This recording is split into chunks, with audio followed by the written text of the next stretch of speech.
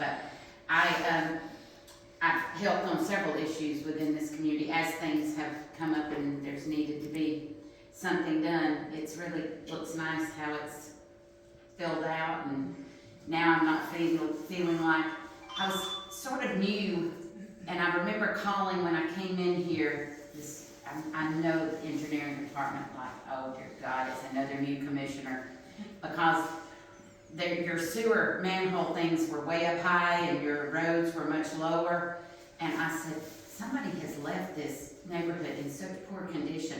People are going to scrape the tops of their cars, they're underneath their cars, because they just left out. And Tim Allen was like, we're not finished. It hasn't been topped out yet. You get them, it's topped out after, you know, we top it out last thing, because if you top it out too soon, then the construction does damage to the road. And I was like, I will never ask that again. I have learned from this, so I'm not going to complain again, but I notice that all the time, and that's the reason I get complaints about it all the time. I'll have people in neighborhoods that'll call me and say, they're so stupid they left here and didn't even finish the job. I said, no, they didn't. They're coming back. They gotta get it, they gotta be done in an order. It's really for your benefit. And lots of times that are the way issues go, is that it starts out and people are really, really angry, and by the time you sit and you talk and you rationalize with the rational, then you really see we're not really that far apart, and there's an understanding there. Most of the time we can help. Most of the time there's a way. Sometimes, you know, when people just want a development not to come in and they want the county to buy everything so the development can't come in, that's not feasible. You know, we just don't have enough money to be able to buy every development out. You know, it just doesn't work that way. So I will start with, this is my third term. I decided to run for office. I'm a lifelong Forsyth County native.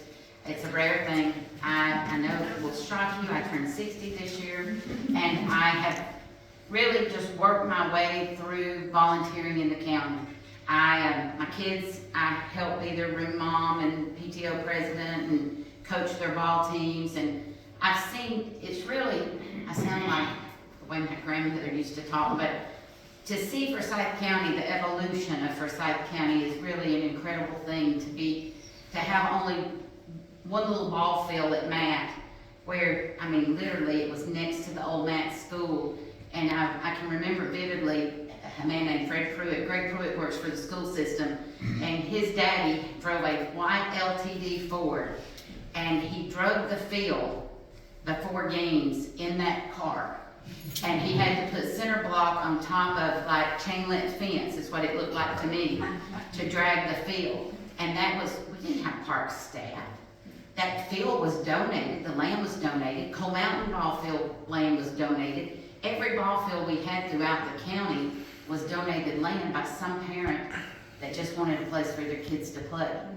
And to think, I was on Park and Rec Board 11 years, and I watched how our county became just a park and recreational focused, you know, we just need fields for more soccer, we need fields for, you know, football, we need fields to, all of a sudden we need green space, or we need trails. And it was like, trails?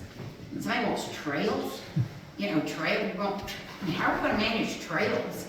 And you know, like we want this for Stony Mountain and we want that, and all of a sudden we have become this, I mean, nationally recognized, you know, we were the healthiest county in the nation 7 or 8 years in a row, and it's based upon lots of quality of life things like our park and rec. And I was at Lanier Land today, and my family, just for background, we used to own Lanier Land Music, but we didn't own the land, contrary to people that have ran against me. They always say, oh, you're making money off the land. We didn't own the land. But our family leased the land from one of the partners that were in on the music park. But that was a place where we had country music shows for 36 years. And so we had the biggest and the best in country music until cable TV came. And then people started watching it in their home. But you know, it became, when 400 opened up, and all of a sudden we were a part of the Atlanta market. before we were called, our little tagline was a concert in the country. And, you know, it sort of became not a concert in the country as much when we became a suburb of Atlanta. And that was something I never thought would happen, because we felt, growing up, I felt like we were so far away from Atlanta, and it feels like we've just gotten closer and closer. So I was at Lanierland today, and we were doing, for State of the County, an interview about Lanierland Park.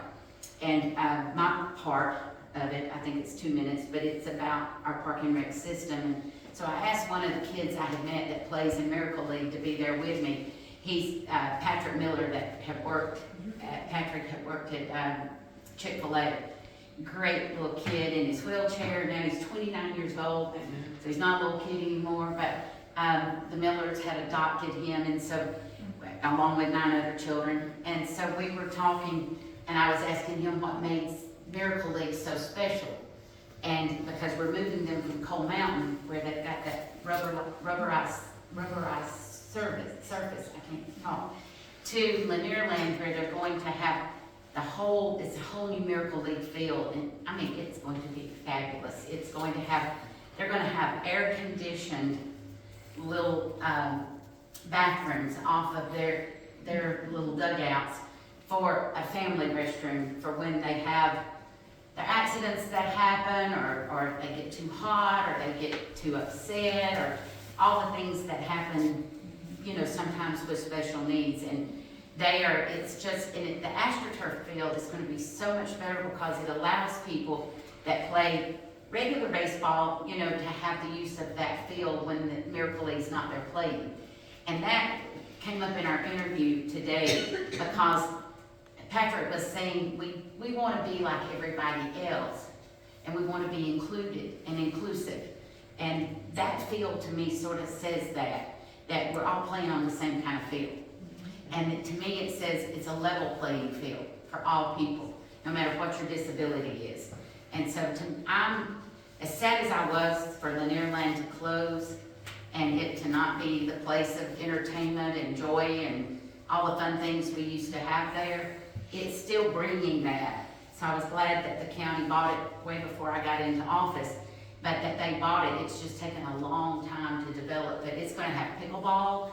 It's going to have a complex for tennis and pickleball. It's going to have 4 or 5 miles of trails, a lot more trails than most of our parks. And then eventually, and it'll have the softball and baseball, and the Miracle League. But then it will have eventually a rec center as well, so people will be able to walk, you know, inside there too. So that'll probably be another splash or another bond or something. But we've gotten a lot, and so that will open up at Coal Mountain.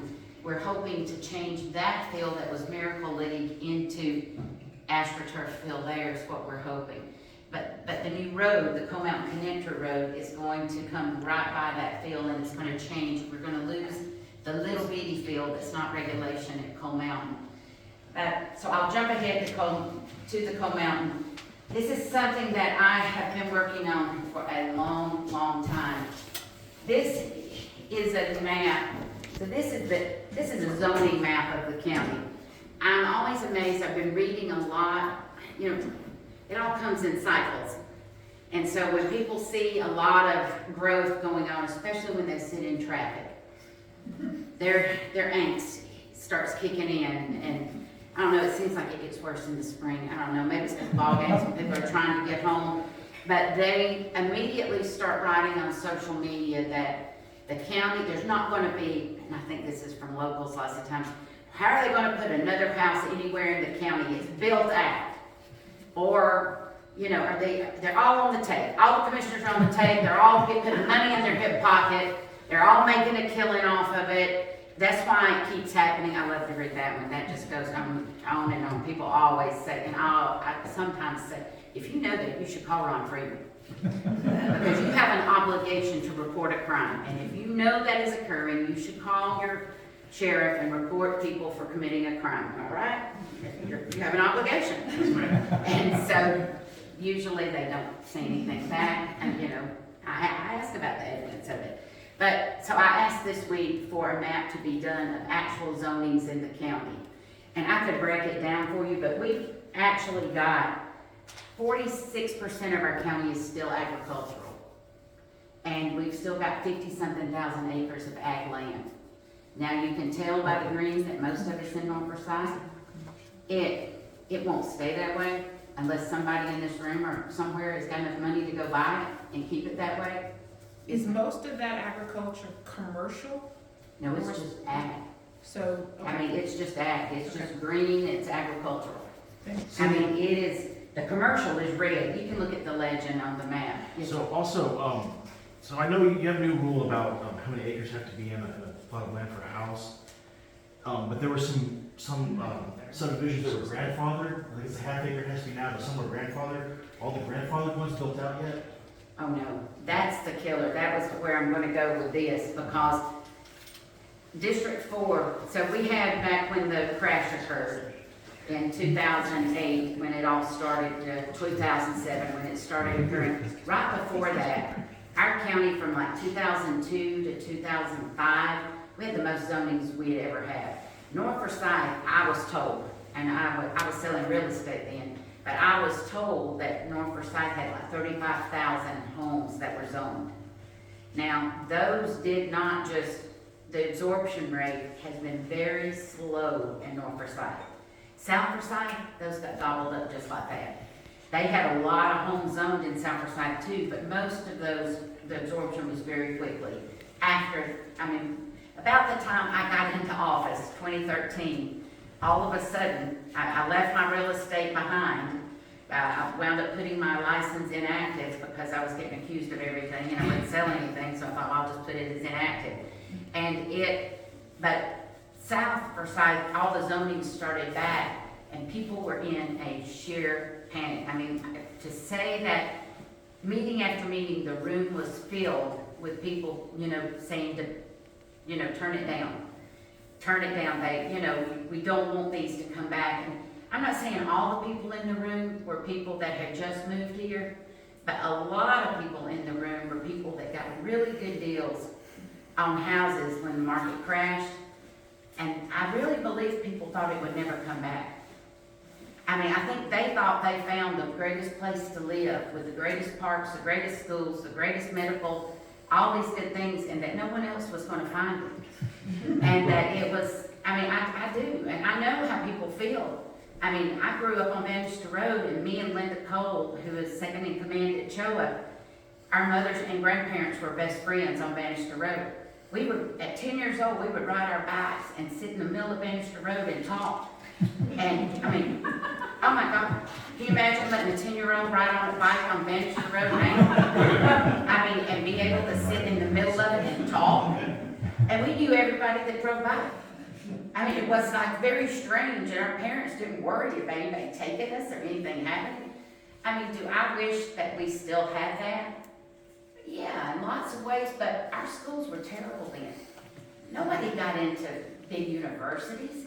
And our hospital, oh my God, it was horrible. We didn't have good hospital care. When my mom took me to the pediatrician, we had to drive to Gainesville. There was no dental care for children, specialized or anything of that nature. My grandkids have got so much more opportunity than I had. But do I miss the small, I graduated high school in 1980 and there were 27,000 people in the county. I could leave, have to be home at midnight, and I could look at the Gulf station and it could say 11:50, and I could leave Cumming and get home all the way Bannister Road at Matt in 10 minutes. Now you might not want to be on the road, but I could do it. I did it every time because nobody, our roads were empty. You knew most of the policemen and the deputies, and it was not but we didn't have a lot of the other things, the parks, the trails, all the other things that I have mentioned before. So it's a trade-off. There is a lot of good that comes as well. Yes, sir. So back to that new zoning, are we starting to build houses with the new half-acre rule, or? There is all different sizes. There's not just one. It's according to the category. Okay. If each category, you can go online and Taylor's going to give you cards, but You can go online and look up Unified Development Code, and it has performance tables. Okay. So if you are R1, Res 1, it's one thing, you know, if you're a Res 2, it's half acre lots. I mean, most of them have like a size acreage and an average, so it really gets it up a little bit. Like Do you have any sense of how many of the grandfathered subdivisions are left? oh yeah, we've got maps of it now. We didn't have it. There was until I got in there, and when all these zonings came in on Silver City schools, it was like all at once, there were 4 or 5 that came in. And here's what really. How many are left, do you think? I mean, how many houses are zoned right now? I don't know that we've got a total because of the way the zoning changed. I'll go over some of them with you. I've got some bad ones about to come in, and I've been knowing. We tried every way, so we knew that most of them were zone res 3. So in 2016, I did a moratorium, and when you do a moratorium on something residential, it's like guarded with your life. Like you gotta be so quiet because the developers will come in and drop their zoning ahead of the moratorium. So it was like, that one was the best kept secret in the whole world because I didn't share it with not one person on the board until we got into the work session, because our county attorney knew it, a couple of our department heads knew it, that was it. And we had done the research, and most of the Res 3s were in District 4. And I wanted to have a moratorium until we could change the lot size. And I had found out that from our county attorney that I couldn't take the zoning away. It was entitled, but I could change the size of the lot within it and make it, the density go down. And so we changed, at the time most of those zonings were done before I got into office, you know, earlier in the 2000s, lot sizes for Res 3 was 9,000 square feet. That might be what these are. I don't know what your neighborhood I think is. there's a quarter acre. And so these, so we upped it to 14,750 with an average of 18,000. That reduced the density by at least a third. So that makes it difficult to give you absolute numbers like that, because if you look at a zoning resolution, it'll say for this many lots, and it's not really for that many lots. It might say for 250 lots, but really it's for a third less than that, but it's not exactly a third. You know, it might be different for different, but it got reduced. We also did a moratorium to do residential design standards. And we did that for a multitude of reasons. One was because these old zonings had horrible conditions. They're just horrible. They did not have good, what we call good conditions now that take care of architectural, landscaping, lighting, different things. And so we went in and we did basically a template for the whole county. And once we got done in South Forsyth, they had to have their own template. So go ahead and pay more money for them to get a different one. And so that happened. And North Forsyth hadn't come back to do another one. I remember, you know, it was like yin yang, but that was sort of to satisfy the Sharon Springs not getting a city thing. And so it was, they're not happy with the way things are, and they want theirs to be a little bit higher. And so now what happens is sometimes when our planning commissioners do the conditions, they might say, well, we're gonna put the southeast design standards instead of the regular ones. So our poor planning department, it's like, oh dear God, they're just trying to figure out what to enforce and when to enforce it. So Coal Mountain, this was zoned back in 2005. This brown is Res 6. And each of these parcels were zoned individually. There was no combining. They all came in separately. So this is Highway 369, and this is Highway 9. This is just south of where y'all are. That's Martin Road. And so you're just above there. So in 2004, they came in 25 acres of just CBD commercial. No, like back then you didn't have to do like a land plan. I mean, you know, like you might have, it's just blanket CBD. They thought at that time they were gonna get a big grocery store. And that's where Doc Holcomb's store used to be right there. The guy on the very corner that leases it to the chiropractor, he's got like 1/4 acre and wants $1 million, and he's not gonna sell, so, he's not gonna sell. And so he's gonna be the little house still standing there. And these lovely, lovely, warehouses, I have tried every way in the world to get Charles Conklin that owns them to do something with them, but he makes a lot of money off of them and he will not do anything. The only thing I could get him to do was plant some trees in front of it. Only reason I got that was because he was having another place over here. You can't negotiate things unless you've got something to negotiate with. So this was the Holtzclaw property that's right across from Coal Mountain Park. And it was 40 acres and it was zoned for 330 townhomes. With the conditions are something like 1,000 square feet. I mean, like, just nothing. Now, we have went back and changed. We have done design standards for Res 4, design standards for Res 6.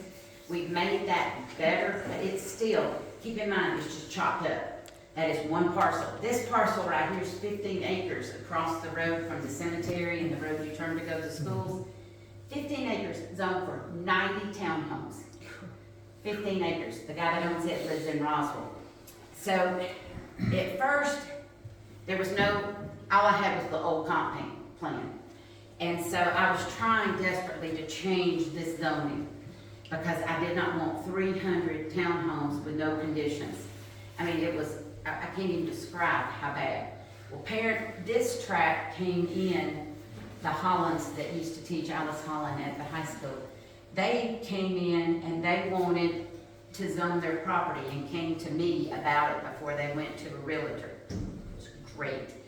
And I tried to put it, I said, I'll county initiate it for you if I can get this, and this was under contract to Parent Homes, if I can get them to go in with, if they will come together as one parcel, and we can do that Res 3, so it won't keep that higher density going farther.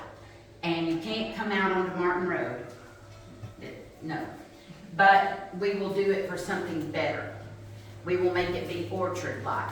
We will make it be better. We'll do the quads. We'll do, the orchard neighborhoods have I know y'all are named Orchard, but, the orchard neighborhoods have a look and a feel, and it's way more positive than what it was, and we'll age restrict it so it won't have any effect on the schools. And they were great, all on board. And then we did the comp plan. And the citizens are who drives the comp plan. The comp plan's going on right now, the updates, the 5-year update. Y'all need to get involved in it if you care about zoning. And so the comp plan came back in 2016, and this was shown as a town center. And so it was shown, like region nodes. This node was not a region, but something else, it drops down just a tiny bit in intensity from a region, which is Hammond's Crossing. But still, then we knew that we were getting the interchange, we were getting the road widening. I had this horrible nightmare of Bridgetown that I inherited because, it's 800 homes with one entrance. I mean, and people call those commissioners low growth commissioners. And I'm like, seriously? And so I was trying to deal with this complex issue of how is Bridgetown with 3 buses that go in per school, and how are they going to get out over a 4-lane with turning lanes, which is really 6 lanes, once that's widened. And so I knew they desperately need a red light. Well, GDOT has a rule that if you've got a red light here at Walmart, you've got to be 1,000 feet from the next red light for it to be approved. So the only way I could get it to happen is to threaten the county was going to do it, so they'd act like they were bringing a lawsuit. And so they said that they would put in the red light, they would approve it. So GDOT went along with me that they would give on the 700 feet, but we had to do a road. So there goes another complication to this whole thing. I had to come up with $7 million to get a road. but the county didn't even have it in the plan. So I got a red light that's approved, but it's contingent upon the road. We've already acquired right away through here. That'll go through the park. It's gonna be a roundabout, and then it'll go over to the red light here. So it is, those 3 red lights I've got in my time in office are like, I feel like they're jewels in heaven or something, because those are hard to get. They are not an easy thing to achieve. It is difficult. I mean, I'm so proud of them at times. I want to say to my fellow commissioners, I mean, how many red lights have y'all got? I mean, please. So from this plan, parent homes, it was like, I don't know if any of y'all sell real estate, but if you've ever done an assemblage, I'm thankful I had, because instead of doing an assemblage of property, I had to do a reverse assemblage. I had to put it back together, and it's already entitled. And so I was having all these meetings with these property owners, telling them how much better it was going to be if they would join together. You know, most people selling property just care about what they're going to make. And it was taking so much time. But they needed the county in so many ways, because, it was just going to be a disaster if every one of these pieces come in individual with no connectivity. It's so bad for the environment, it's so bad just for sprawl, and you don't get the kind of development that you hope for, not the kind that really raises values, that brings people together, and all the things that are the latest, greatest in the market either. So I decided I'd have to do a plan of my own to get the road. At the time, I didn't have the board's support. They didn't care. I had to literally go out and raise $25,000 on my own through the chamber to get my first plan to get the road done, to get a road plan. Sounds crazy, it's just the way it was. And because I had nobody who believed in it. Everybody thought North Forsyth was so far out that the development just wasn't there yet. And so through the chamber, they were able to raise the 25. We did the first schematic of the road. Then that came in, and we were able, everything started coming together. I had a lot of support from GDOT, from the GDOT people. They knew this was a good thing. It would help alleviate traffic. This intersection is just horrific. Any way to get more people to go a different way instead of everybody going to the intersection. And I was doing a trail plan at the same time.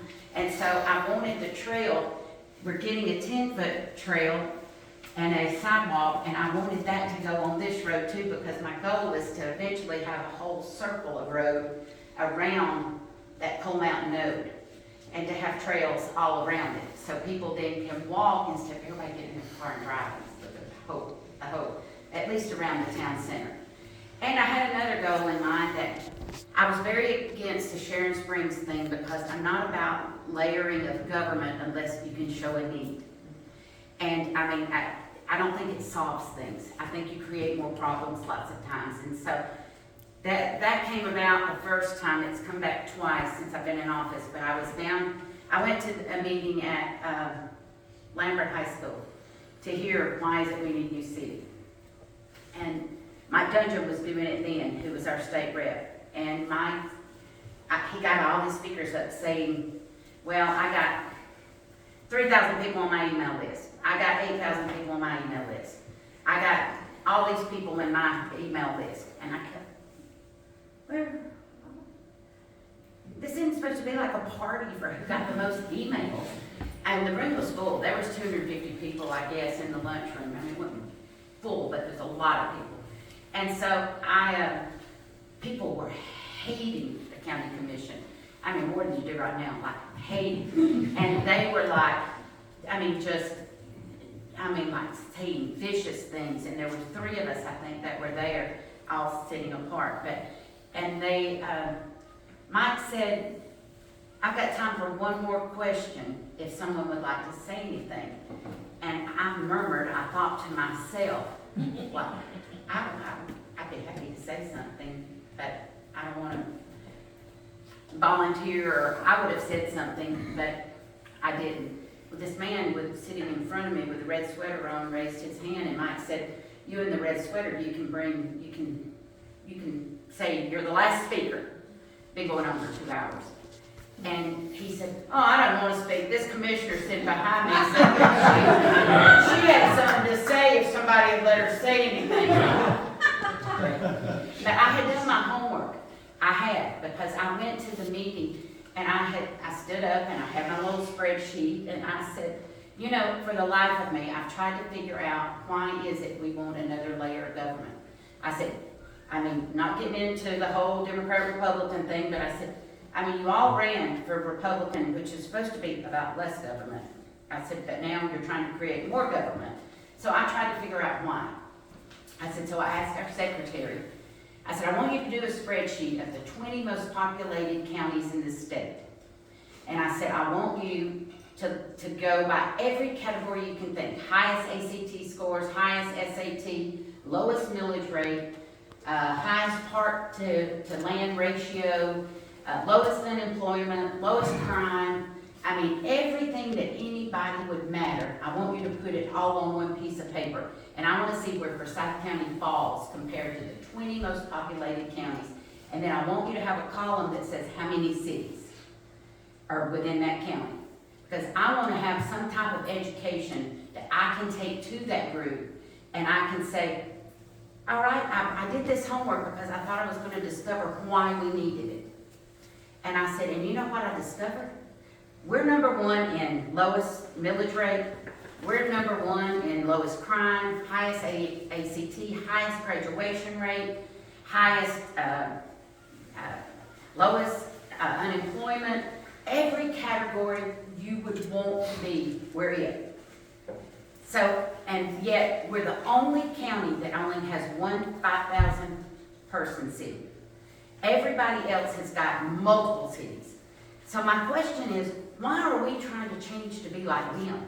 Why are they not trying to change to be like us? And it was crickets. And I said, I mean, all it is data. All it is what, I mean, this is just sheer data. And if somebody will tell me why, are we doing it just so we can say we're like other people? When really other people should want to be like us? I mean, do we want to have to go up on taxes? Because it's going to take an incredible amount of money away from the county to support the city. And then we're going to have to turn around and charge people more because you don't know what your identity is? I mean, come on, surely we can figure that out together. So I say all that because I want Coal Mountain. I was determined to prove you can create something that's better than what you got, but it has that town center feel that is in accordance to the comp plan, but you don't have to add another layer of government. You can create trails, you can create the ambiance, you can create the housing on life or whatever it winds up being like feel, but it does not have to be another layer of government to do it. And I think every county can do that. It takes an incredible amount of work and a lot of vision and a lot of effort because we had to spend, like we created the plan with no developer. It was a complete like creation of just a vision without a buyer. And you never do that. And then we did it and sure enough, Toll Brothers came along and wanted to buy Perrin out, which was great because Perrin did not. They knew they'd never fit with this. They're not that kind of builder. And Toll Brothers now has taken it and created this whole new plan. And it's, you know, it's a whole, and they are going to, they won't, if they're going to invest this much money into that type of, especially all the bells and whistles that are going to come with elevating everything, it's got, I think they're asking for 300 apartments that are in it. But they're the top of the top of the top end. You know, it's the building that they're looking that you can see, and y'all have to see it when you come up here. It looks like an old mill. It looks sort of like that Ponce City Market, you know, where you don't look at it and think, oh, those are apartments. You really feel like it's like an old building. It's more about the whole theme, the architecture of it. And I really want some of Coal Mountain to be a part of it. And so that picture, the history of Coal Mountain, a lot of our Forsyth counties to do with chickens and raising chickens and feed mills. And so they're gonna do a feed mill that's gonna be the center focus, and we're gonna have them when you get off at exit 18. We're gonna be able, GDOT has approved it, we've gotta get it right, but it's gonna light up. And it's gonna have something about Coal Mountain, so it'll be where you know you're where you're supposed to be. It's gonna set it apart. That theme, we're gonna also have at the roundabout at setting down in Martin. We're gonna have, there's some industrial coming in there, thank goodness, because we need more industrial in our tax base. But it's gonna be really good looking buildings. That's gonna be like the Coal Mountain Industrial Park, and it's gonna have that same big mill, and then we're gonna have it, there's a roundabout coming right there at the fire station. It's setting down in the new Coal Mountain Connector Road, and that's gonna have a feed mill either there or they've got it on the plan. Maybe, it's right here. The commercial they've got coming in so far, Nofo Brew Company's gonna have a 15,000 square foot brew pub Nice. with a rooftop bar. And so it'll be connected to the green, you know, so you can, and they're gonna have it, they say. A lot of this is not within my hands, but where you can be there and you can order food from the restaurants that are within here, and they will have it delivered. Or, you know, you can eat, it'll be where you can have it from one. There's a big green, and they're gonna make these streets. I went up to, what's the name of that town? Has the festivals, that's just north of here, Blue Ridge.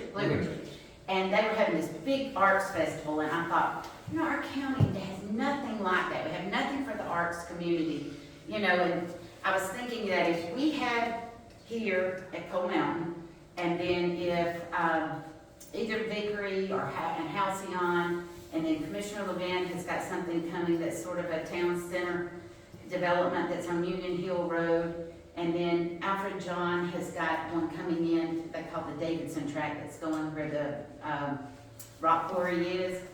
And I thought, you know, we could really put together a Forsyth County Beer Fest or Forsyth County Festival that could be at all the mixed use, where you could buy a ticket, you know, don't drink and drive, but you could go and we could have running events that, you know, like a running event at each place that could raise money, and it needs to go to the Greenway, because the Greenway needs money so bad that it can be an ongoing thing to raise money for the Greenway and Greenway trails. Could you just very briefly tell us the timeline? So, this is all great, so when do you expect each phase of this? Very briefly. It'll take 10 years to build it out. Okay, so I mean, I don't control the phasing of it, but it would take 10 years. Jaguar Farms is another person that's indicated they want to go there. when do you think the first houses will come? You know, that's up to the developer. I think they would move fast because they want to get this market. I think that the things that have to come next is it's got to come to our board for approval to go out for a DRI because it's so big. Anything that's over 399 homes has to go for a DRI, which is Regional Impact Study. This was zoned, but it's not been zoned in its totality. And we're going to adopt an overlay, which is, we've got a Coal Mountain overlay. This is even more strict. So can I back up just for one quick second? So when is the interchange gonna be done, and then the road? Because all that has to happen first, so interchange done, road, timeline? That we're in the it's a 3-year project, 36-month project, and we're a third of the way there. It's two. I think you'll see parts of it done way quicker. I mean, like, it's not gonna, you know, the totality, I mean, the interchange is making great progress right now. It doesn't feel like it. That's a joke. I drive through it every day, just a You know what joke. I'm thinking though, I mean, because I try to avoid it if I can. I mean, I'm taking every road possible. John Burris, I'm taking everything, because I live just a minute above here. And I'm thinking, oh, I can't stand this for 2 more years, just like y'all. And so, I mean, I'm literally trying to find every road that I don't have to go through that intersection. But, I asked, I said, is there any way y'all can do 9 first? Can you just do, with school starting can you just do 9 and 369 and do that? So you don't have everybody mad all the time. Can you just, and they were like, no. Because, and it is so complex, but you see those big old humongous poles, that's Georgia Transmission, they have to all move. And they work at their timetable. And so that is what made that go. The reason they did the bridge before they did this is because they're still waiting for those big transmission lines to be moved. And if you notice Georgia Power, like right past that gas station that is in violation, that's going to have to, the red's going to be gone when you see it. That buzz or whatever it's called now, that was not in accordance to the Coal Mountain overlay. But, and they didn't get permission, they just did it. You know, it's just like a hodgepodge of colors and everything else. And I don't know when it'll come down, but something's gonna be fixed on it. But right past it is a big graded out area, and that's Georgia Power expanding their transmission. They know, they're all getting ready for what could be coming. What's the timeline on the school connector road? That will be, they're waiting on the zoning.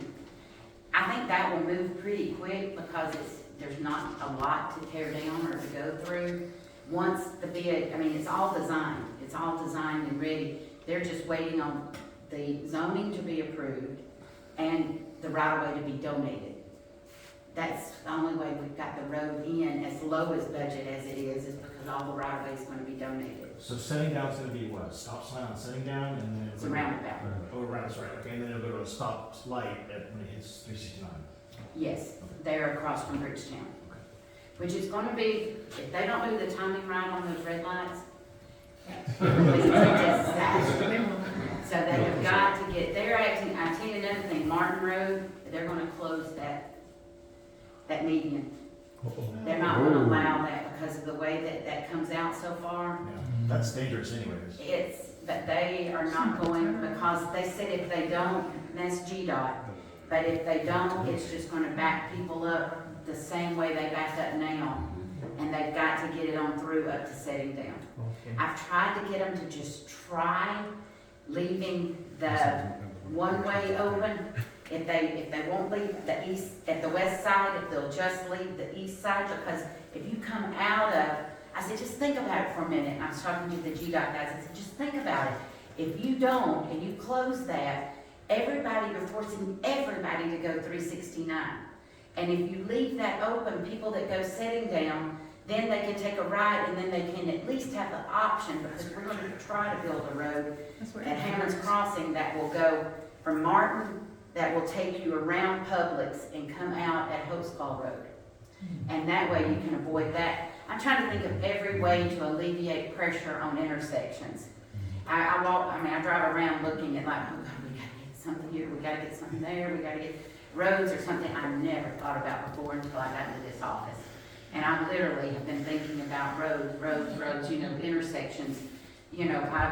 When I see people backing up, I'm like calling GDOT, can you just do a slip lane? Can you do just a way of getting around like at State Barn Road? Just a slip lane, even though we've got a lot of people who don't know how to use it. But if you can just do that and people do, go around so it just doesn't back up. And so it is GDOT is big on roundabouts. I know from Facebook people hate them, but it is. If you know how to use them, like 6 people can go through in about 30 seconds. You have to stop when you get there every time, And it doesn't stop traffic the way red lights do. And we're going to see, I don't know if y'all watched any of our meetings, but we got a red light at Bannister because we were having a wreck every week on Highway 9. And Rudy Bowen helped me get that red light, but they're taking out that red light and putting a roundabout there. GDOT never wanted that red light. But, so there's a red light going there. There's a red light going to AC Smith. And all I asked for was a roundabout at Hopewell. I said, way more needed at Hopewell than the other. No. You think they'd listen? I mean, and that bad thing is the head people in Hall County that work for GDOT live here. I mean, they're head people, and I'm like, guys, I mean, like, one of them, their district engineer, drives Hopewell every day take her kid to school. And I'm like, do you see the danger?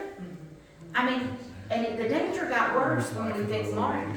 Because when we fixed Martin, before, when Martin, you couldn't get through there, it was like a stop and go, stop and go, stop and go, because people were being kind. But you gotta see, those high school kids, they're still dangerous turning onto Mark Lane, and they still jam up that area. Hopefully this connector road will help. And hopefully some of their parents are gonna say, you're not driving that road. If you drive that road, your car's gonna be taken away. I wouldn't mind if you got rid of that median, because that's annoying in the morning. Eventually, maybe when that connector road, maybe there'll be some options, because there is a big problem with that Mark Lake Road and people turning right off of Martin and then turning left onto Mark Lake. There's no stacking. Yeah. They just When you're- run into each other as If you race. go to high school or south and you're coming back in the morning, it's like 15 cars, and it's all waiting on that guy to turn left. You should have turned left. I don't know, I guess what they should do is they should go down, setting down to 369, but whatever. And people will avoid 369 at all costs. Just all costs. But maybe once 400 gets done and that 4 lane comes in, hopefully we'll have a better day. So this is the plan. There's all kinds of, there's apartments, there's there's townhomes, there's rear entry. I have one more about the zoning. I'm sorry, I don't mean to interrupt. So you talked about some industrial zones that are in there. Any idea what type of industry is moving in and what the impacts would be to not only the traffic, but the environment here? They've gotta be in accordance to every environmental rule that we have. Okay. And it's all M1, which is not near as aggressive as the fear of M2. Okay. And you gotta look in the UDC, because M2 are the things that are like, the M1 is much more, and it's a variety. We took the money we got from the COVID dollars. Our county got $47 million. And we have tried to be really, it's supposed to be either could be used for water and sewer, or broadband, or it had to be COVID related. That was the rules. A lot of places haven't went by the rules. They've just been throwing money out the door to nonprofits left and right, and I don't know how they're going to keep up with it. But we're using $30 million for mental health. We're calling it emergent care facility for, mental health. We have nothing. We have zero. We have nothing in this county at all. And I've worked in it now for 9 years, and we'll have our 6th suicide summit this year. The numbers are off the chart. I started our drug council here. Our overdose deaths are scary. Anybody can tell you, you work with the SAS, we have issues in the school that people don't want to talk about and don't realize, but we've got a lot of kids in need. And your needs vary. It's not all to do with just your poverty level. You've got a lot of stressors on kids, and a lot of, I did a recent drug summit with the kids that go to Full Circle. Full Circle is a place for kids to go after school on weekends that have a lot of like the kids that you had that, are just dealing with mental health issues. It can be anything. It can be cutting, it can be eating a lot of drugs, or why they're there. And so we did a little summit thing, and we had 100 people there that came to just see Full Circle. And the panel was the kids. There were 6 kids, 7 kids up there. And they were sort of weirded out to have, because there was everybody. We had judicial there, we had people from drug court, we had school system people, we had deputies standing in the back, and they were, I'm talking about my drug use for deputies back there. And some of the questions I asked them were like, where did you get your drugs? And they were, I could get it anywhere. Most of the time I got it at school. And it was like, well, where did you use drugs? Oh, I use it at school every day. I use cocaine in the bathroom at North. There's just a stall that everybody knows it's where you go to do your drugs, and it's a certain bathroom, and it's, where I would do my line of cocaine just on the top of the toilet paper roll. And it was, she's been sober now 9 months, the little girl that was telling it.